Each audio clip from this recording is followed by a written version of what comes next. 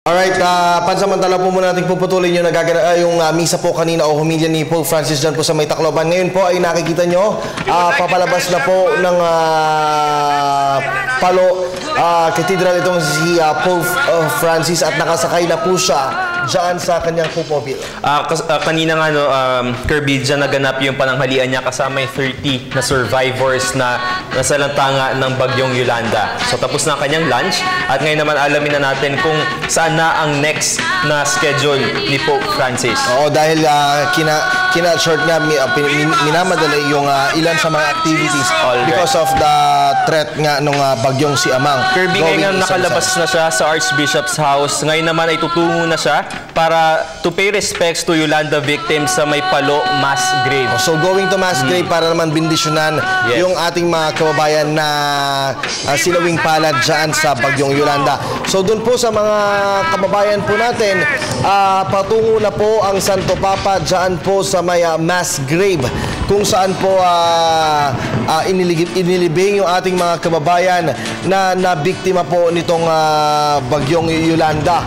At inaasahan na Jules na bibindisyonan ito ni Pope Francis para na rin maging okay, maging maganda yung pakiramdam ng ating mga kapamilyang naiwanan itong mga biktima ng bagyo. Ang maganda dito, Kirby, na kahit na-cut short itong schedule ni Pope Francis, talaga yung mga significant na activities talagang pupuntahan pa rin ni Pope Francis, which is the very point of his visit here in the Philippines. Kaya tiyak naman na malaki appreciation ito para sa lahat ng mga kababayan natin dyan sa May Leyte. Okay, nakaupo po ngayon si Pope Francis sa kanyang upuan sa Pope Mobile at kahit magkagayon ay kumakaway po siya doon sa ating mga kababayan na naghihintay at ayan po, nakita po natin ay tumayo at bineblesan yung ating mga kababayan na naghihintay dyan sa daraanan ng Papal Convoy.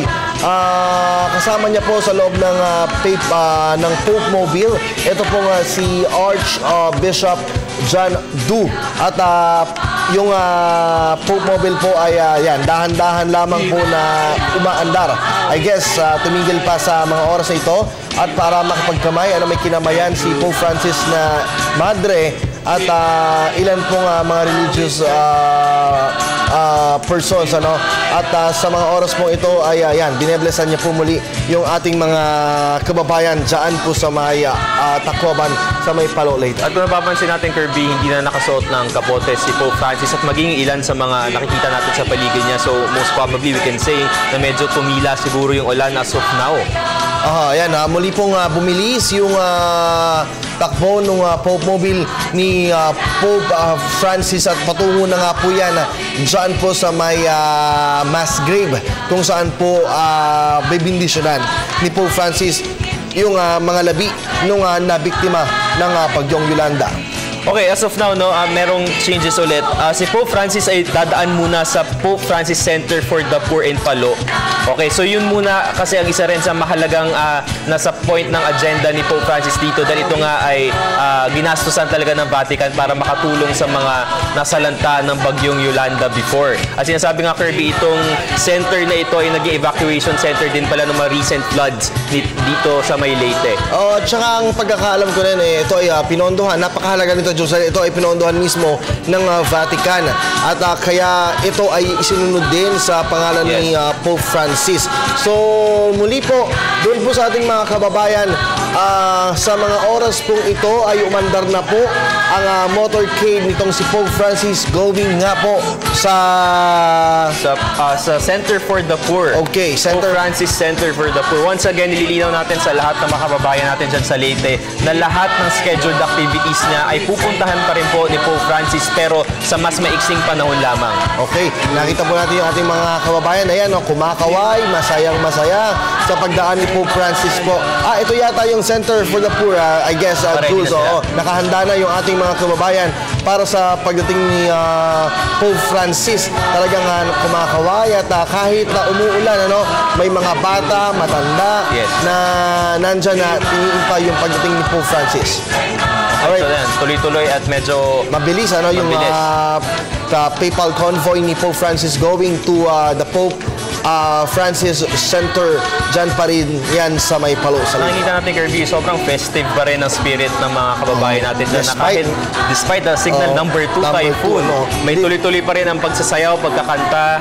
Well, kanina nga sabi ni Archbishop John Do, naranasan ng Santo Papa yung norm nila dito. Kasi nga, syempre, lagi rin nilang naranasan yung pag-ulan. So, ganito daw yung laging sitwasyon dyan sa Leyte. So, laking pasasalamat ni Archbishop Du kay Pope Francis sa pagbibigay ng malasakit at pagbibigay ng pag-asa na muling bumangon at muling maging masigla ang Tacloban ng Leyte, ang mga binik naman ng Bagong Yolanda dyan sa bahagi niya. Pero Kirby, ang tinding coincidence din, no? Sa lahat pa ng panahon kung kailan pwedeng tumama ang bagyo, sa panahon pa kung kailan darating si Pope Francis. So talagang mas nakikita natin yung totoong sitwasyon kung ano ba yung pinagdaraanan ng mga Pilipino kapag may typhoon, lalo na dyan sa Leyte. Well, alam mo kahapon na pag-uusapan natin, Jules, sa huling track ay daraan ito ng Eastern Visayas pero hindi ito akit. Kasi ang nangyari ngayon, yung bagyo ay umakyat ng bahagya. So parang going north-east pa rin. Pero umakyat ito ng bahagya. That's why, sabi mo nga kanina, sa pinakahuling update from Pag-asa ay inaasahang baka tumama rin ito sa Metro Manila. Yes, itong ang sabi dito around 2 a.m. daw on Monday kung kailan naman aalis si Pope Francis. Pero siyempre, let's still pray na malusaw na rin itong bagyong to pag tumama na to sa mga kabundukan. Nothing is impossible. Sa mga ngayon po ay yan pa rin po yung live nakuha natin mula po dyan sa may Palo. Nakikita nyo po medyo malakas na yung ulan ng sinalubong po ni Pope Francis at pababa na po siya ng Pope Mobile at nakarating na nga siya, Jules, dito sa may bahagi po ng Pope Francis Center for the Poor. Inaasahan pong bibindisyonan niya yung lugar para po magamit na rin ng ating mga kababayan dyan. Okay, let's verify. Okay, sa ngayon, Kirby, nakikita natin na ito ang Cathedral of Palo. Okay, so yan, nakikita natin na medyo nagja-jumble yung schedule ngayon kasi nga kinakat short lahat ng schedule ni Pope Francis. So dumaan na siya ngayon dito sa Cathedral of Palo. So bali siguro kanina nung kasi nga dahil hindi inalawang media na ma-cover yung lunch with the survivors of Yolanda, medyo siguro binilisan lamang yun at right now ay siguro dumaan lang muna siya mabilisan lang dito sa may katedral para makita rin yung ating mga kababayan na naghihintay sa kanya rito, no? Actually, Kirby, ang nangyari pala kanina, dumaan ang Pope Mobile doon sa Pope Francis Center for the Poor ng mabilis lamang. Bilis ito at ngayon naman ay tumungo na sa Palo Cathedral. So ganun kabilis ang naging daloy na schedule ni Pope. So ibig sabihin, right after ng Mass, right after ng lunch, ay dumiretso na ng Pope Center for the Poor at ngayon naman ay dumiretso ng Cathedral. So parang nag-jumble na nga yung schedule at inuna siguro kung ano yung pinaka-importante na scheduled activity nitong si Pope Francis. At yan po, nakikita nyo po, nasa loob na po ng Palo Cathedral itong si Pope Francis at kinakabayan po yung ating mga religious person na nandyan po sa loob ng simbahan. Alright, nakikita natin na tuwan-tuwa si Pope Francis na umarap sa mga religious men and women dyan ngayon sa loob ng Palo Cathedral at tila nagmamadali din lahat kasi napabilis lahat ng schedule, Kirby. And even in Manila, definitely mamaya dahil maagang babalik si Pope Francis kasi supposedly around later in the evening pa ang dating ni Pope Francis sa Villamor Air Base pero ito nga ay mapapaga. Well, mukhang nagbibigay po ng mensahe ang mahal na Santo Papa atin pong pakinggan. Thank you for your very warm welcome.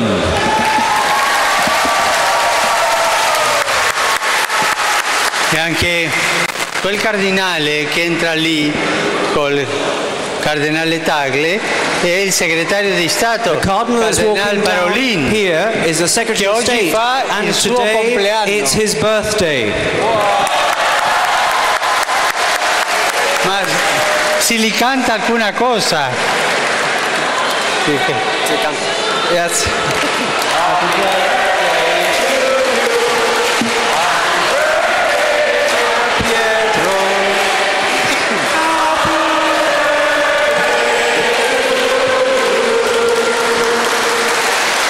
Grazie. Io devo dirvi una cosa che a me non fa piacere dirla. I'd like to tell you something that displeases me. But the problem is che come è stato progettato questo, che alle 5 l'aereo tornava a Manila. The plan today was that the aeroplane would leave at 5 o'clock this afternoon. Ma c'è un tifone di secondo grado che gira. There's a second grade typhoon, unfortunately, or storm that is around us. E i piloti dell'aereo ci hanno detto che dobbiamo uscire all'1. And the pilots of the aeroplane have insisted that we have to leave at 1 o'clock. Appena abbiamo tempo di arrivare all'aereo. We only have time to get to the aeroplane. Perché le previsioni dicono che il tempo peggiorerà. Because the weather forecast says after 1 o'clock it's going to get much worse. Che io vi chiedo scusa di questo. So I apologize to you all. Me da pena. I'm sad about this, truly saddened. Porque tenía escrito algunas cosas para decirle. Because I had something prepared, especially for you. Pero dejemos todo en manos de la Virgen. But let us leave everything in the hands of Our Lady. Así que yo ya me tengo que ir.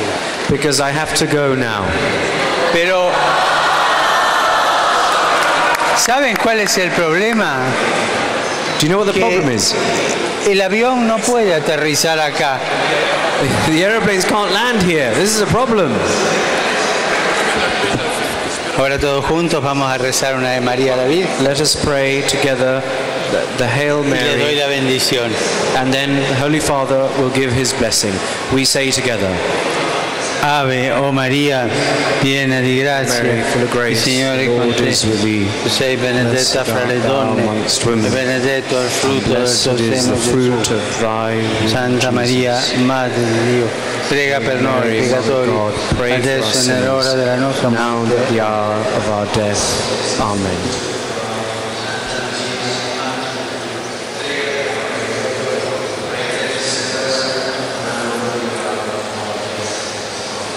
Vi benedica Dio Onnipotente, Padre e Figlio e Spirito Santo.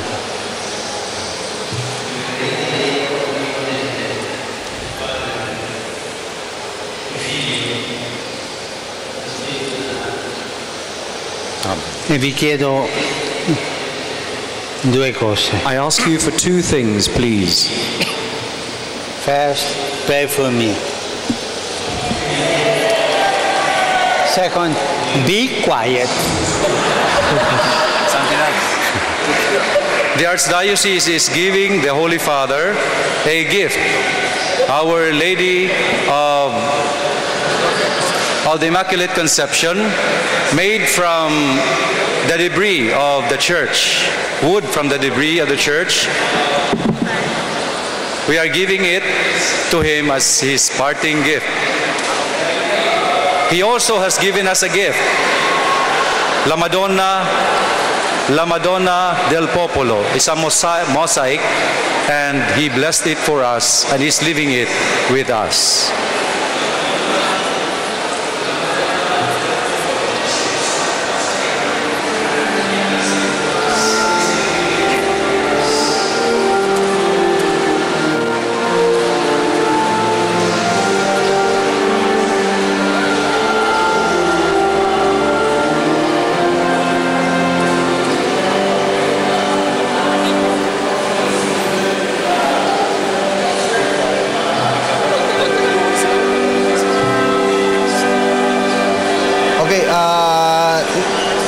Dumating po ng Palo Cathedral itong si Pope Francis at siya po mismo ang nagsambit na na hindi po siya magagawa yung makakatagal dahil nga po sa banta ng Bagyong Amang. Siya po mismo ang nagsalita sa harap po ng ating mga kababayan at humihingi po siya ng paumanhin dahil po sa banta nga po ng Bagyong Amang. Magagayon man ay inabot po ng Archbishop John Du yung isang regalo na gawa po sa debris ng mula sa wood ng simbahan.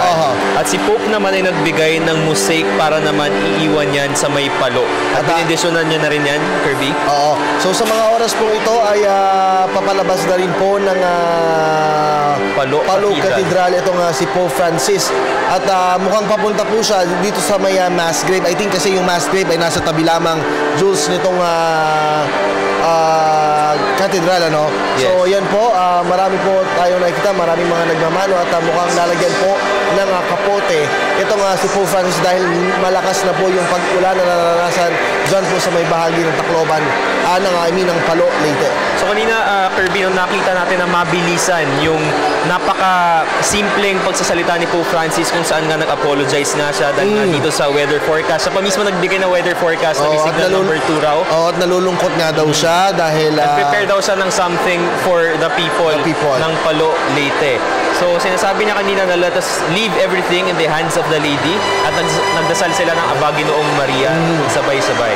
Alright, at ngayon po ay naglagay po ng kapote si Pope Francis at patungo yata ngayon sa mga oras na ito sa mass grave para po mabindisyonan itong ating mga kababayan na nasa lanta po ng Bagyong Yolanda. At naririnig natin ngayon ang hiyawan, Kirby, ng mga kababayan natin dyan sa Palo, Okay, Leyte. tama. Papunta nga siya ng mass grave, Jules, at ngayon ay bibindisyonan niya itong mga labi ng ating mga kababayan. Ito yung sa tabi mismo ng Palo Cathedral.